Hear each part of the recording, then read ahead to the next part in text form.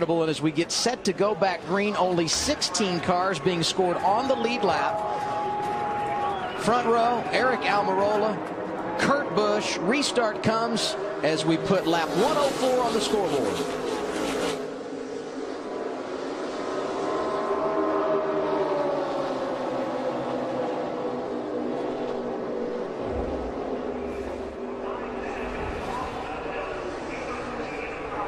And Almirola was the race leader there, chose the outside lane.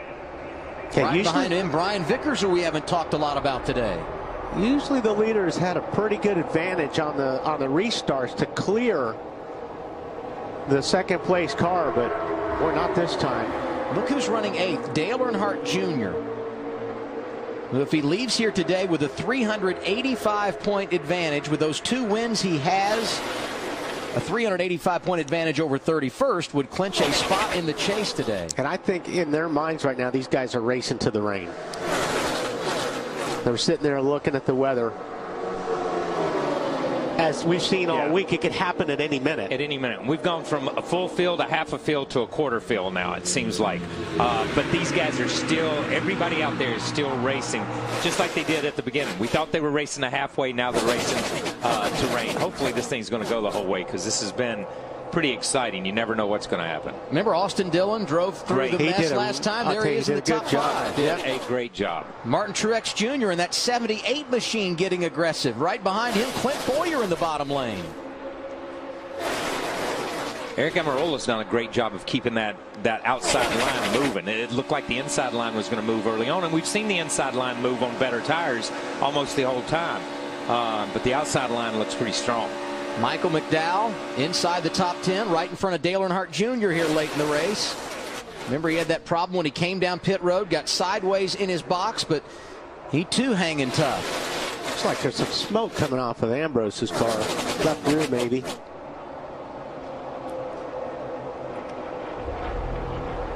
"40 years ago this weekend, the King, Richard Petty, won for the final time in his career, his 200th career victory right here at Daytona in that 43 car. And today, Aric Almirola behind the wheel, driving for the King in his home state. He's a native of Tampa, Florida.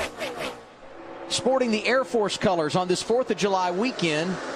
And Aric was actually born at an Air Force base here in the Sunshine State. What a special day it would be for him to get the checkers for the first time in his Cup career.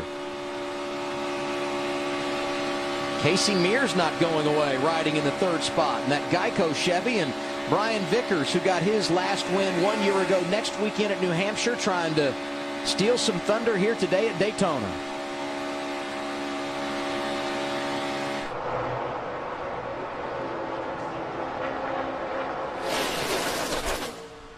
Right now, Joey Logano in the 14th position. You see him in the back portion of this draft, but he's being black flagged. Apparently some debris coming off of his car. Michael McDowell doing a nice job today. Slow. Caution for debris, for rain. You heard it there. Caution, 7th time today. This one for rain.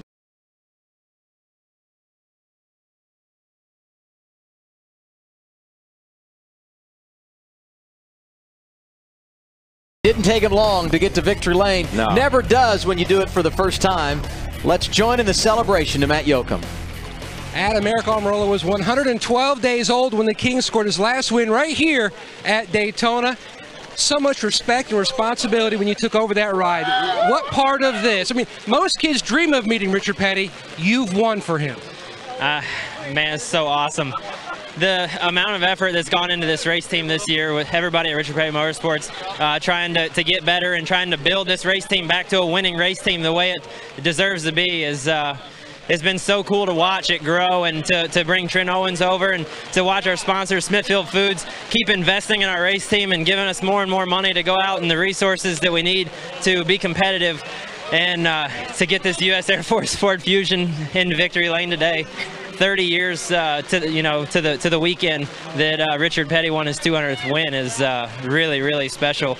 The good Lord was looking out for us today. We had a really fast car nonetheless, but I'll take them any way we can get them, man. We're going to be in the chase, so this race team deserves to be in the chase. I told everybody at the beginning of the year, I told our sponsors, everybody that was committing to our race team, I said, I promise you I will get you to victory lane. And lo and behold, we've done it. You started out scraping the mud off your grandfather's dirt car. You started racing go-karts at age 8. This is your home racetrack. Could you have scripted it any better? Your first Sprint Cup win, and in the famous 43. No, I can't. I went last week down to Tampa, my hometown, to do a lot of media and stuff, promoting the Daytona race here in July. And I've said time and time again how bad I want to win here. This is my home race, 2 hours away from Tampa, Florida. And I grew up sitting in those grandstands right up there watching Daytona 500s and Firecracker 400s, and dreamed about what it'd be like to race here. And man, I just took the 43 car to victory lane at Daytona. And you touched on the significance. You're in the chase. You now have a chance for the championship. Yeah, and this race team is deservingly so. I mean, we've had good cars. We've had cars where we've run up in the top 10 and just haven't got the finishes, and we've been right there where we need to be competitive. We just haven't got to that next level. And this is so cool to get this team and all these guys right here behind me that have been working at this race team for a long time and haven't got to go to victory lane with this 43 car. Is so special. I wish my wife and kids were here. They contemplated coming, and they didn't decide to come, and I wish they were here so bad. Today will be a special memory for Aric Almirola. In fact, the last time a Petty car went to victory lane, owned by the Petty family here at Daytona, 1981.